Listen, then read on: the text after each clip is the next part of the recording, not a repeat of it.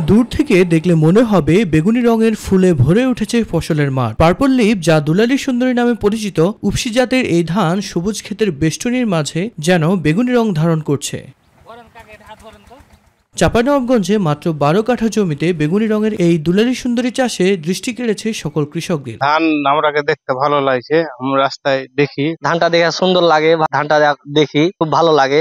এটা নতুন ধান আছে, এর উৎপাদন ভালো হবে, আল্লাহ দিয়ে যদি হয় তবে আমরাও লাগাবো। প্রচুর পরিমাণে অ্যান্টিঅক্সিডেন্ট থাকা স্বাস্থ্যোপকারী দুলালী সুন্দরী চাষে পোকামাকড়ের আক্রমণ এবং সার কীটনাশক কম খরচ হওয়ায় এই ধান চাষাবাদে আগ্রহী হয়ে উঠবেন কৃষকরা। খরচ কম, ভালোই হয়েছে তো, বিনা কম সাহারে ভালো ফসল। সার কীটনাশক সব খরচই কম। যদি ফলন বাম্পার হয় তো ভবিষ্যতে আমরা এটা করব। আকারে মোটা এবং সুস্বাদু এই ধানের পুষ্টিগুণ যাচাই করে আগামীতে বৃহৎ পরিসরে চাষাবাদে কৃষকদের আগ্রহ বাড়ানোর আশ্বাস জেলা কৃষি সম্প্রসারণ অধিদপ্তরের। যদি দেখা যায় যে ফলন ভালো হচ্ছে, রোগবালাই কম হচ্ছে, সেই ক্ষেত্রে আমরা কৃষি সম্প্রসারণ দপ্তরের পক্ষ থেকে পরবর্তীতে এটা সম্প্রসারণের উদ্যোগ নেব। প্রচুর পুষ্টিগুণ সমৃদ্ধ সুস্বাদু এই ধান বাণিজ্যিকভাবে চাষাবাদ হলে লাভবান হবেন ধান চাষিরা বলে মনে করেন সচেতন মহল।